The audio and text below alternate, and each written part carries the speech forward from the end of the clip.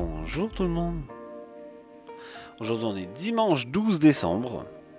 Il y a une semaine on parlait de code ensemble, en live. Et bah je me suis dit, tiens aujourd'hui, parlons de code ensemble dans le calendrier de l'Avent. J'avais envie de vous parler de Code Smell. Les Code Smell, c'est l'anti-design pattern.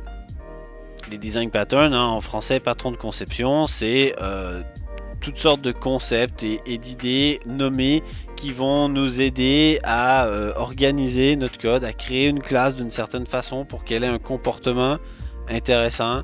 Et en fait, le fait d'avoir nommé ces patrons de conception, ça nous aide à les identifier, ça nous aide à les reproduire. Et bien, le Code Smell, c'est l'inverse. C'est ce qu'il faudrait ne pas faire. C'est en gros un outil pour être capable d'identifier les erreurs. Il y a des erreurs faciles, il y a des erreurs un peu plus subtiles.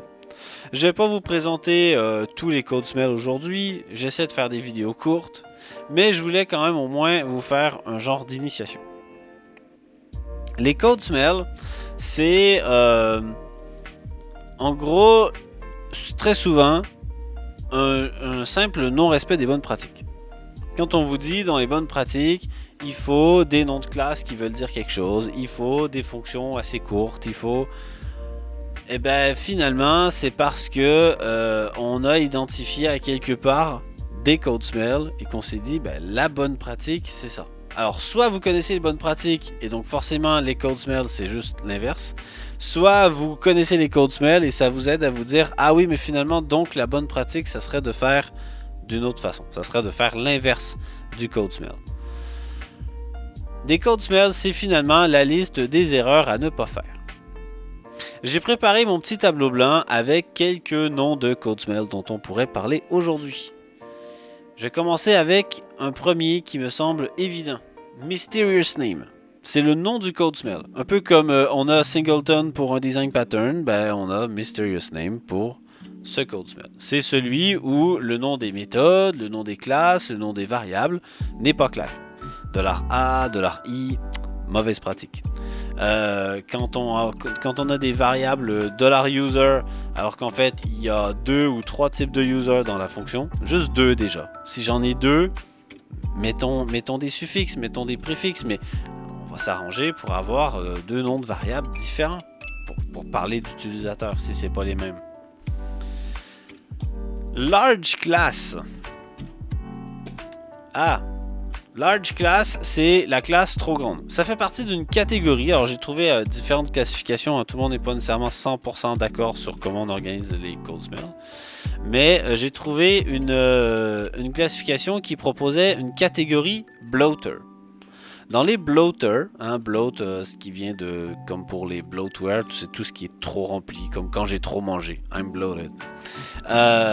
Toujours est-il que les bloaters, c'est tout ce qui concerne tout ce qui est trop rempli.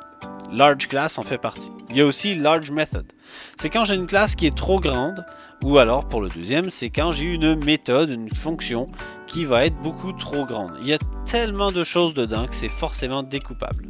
Si je commence à demander beaucoup trop de choses, beaucoup trop de fonctionnalités à une seule et même classe, c'est peut-être parce que finalement il fallait que je me fasse carrément une librairie. Il fallait peut-être que je split ma classe, que je la sépare en plusieurs fichiers. Allez, un autre qui va vous paraître évident, duplicated code. Si j'ai du code dupliqué quelque part, j'ai peut-être un problème. Et de toute façon, on le sait, à partir du moment où j'ai un bout de code qui se répète ne serait-ce qu'une fois, je devrais le mettre dans une fonction. Donc, si j'ai fait l'erreur déjà de faire un copier-coller d'un bout de code pour le mettre à quelque part, parce que je n'étais pas sûr de comment j'allais amener ma fonction, où est-ce que je voulais la créer, ben déjà je commence à m'embourber dans un duplicated code.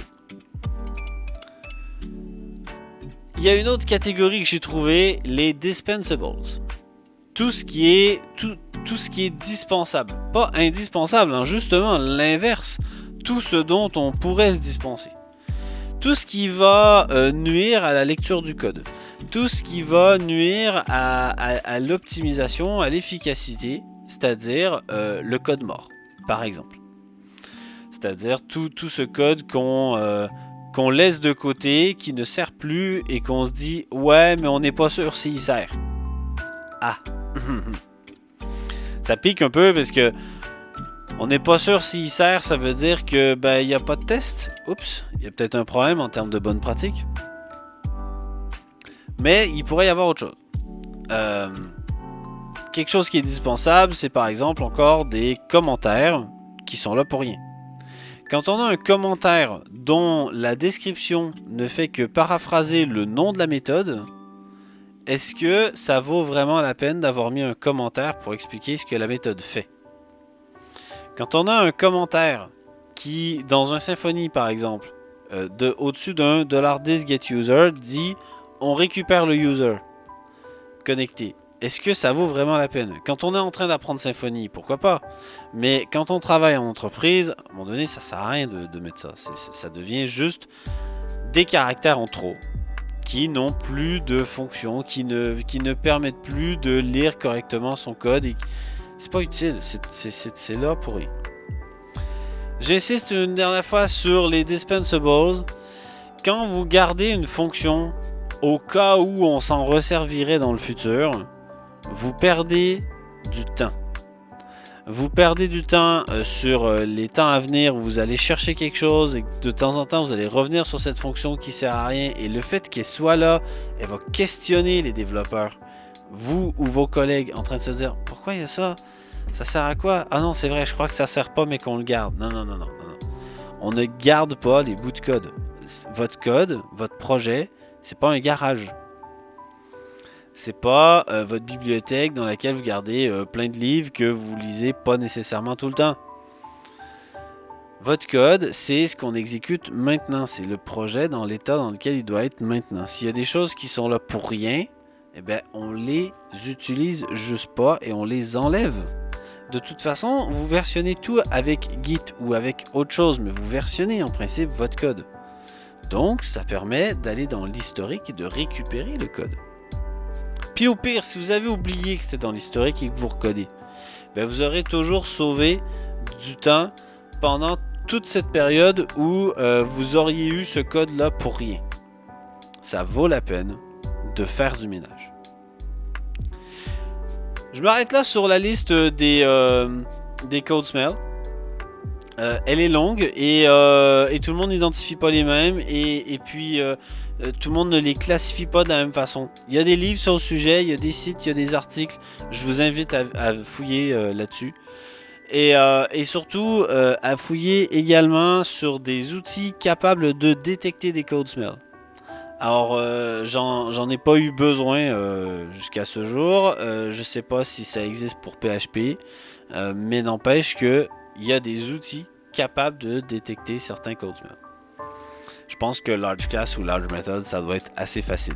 En même temps, on n'a pas besoin d'un outil automatisé dans ces cas-là. Hein. La seule chose qu'on a besoin, c'est des yeux et du bon sens. Du moment où je suis en train de me chercher dans mon code, c'est peut-être parce qu'il y a un code smell à quelque part. Voilà, je dis ça comme ça, c'est des petits trucs qu'on apprend au fur et à mesure. Je vais m'arrêter là, j'ai sûrement encore parlé pas mal longtemps. Je vous remercie de votre écoute à nouveau aujourd'hui. Je vous souhaite une très bonne journée, très bon dimanche. À demain!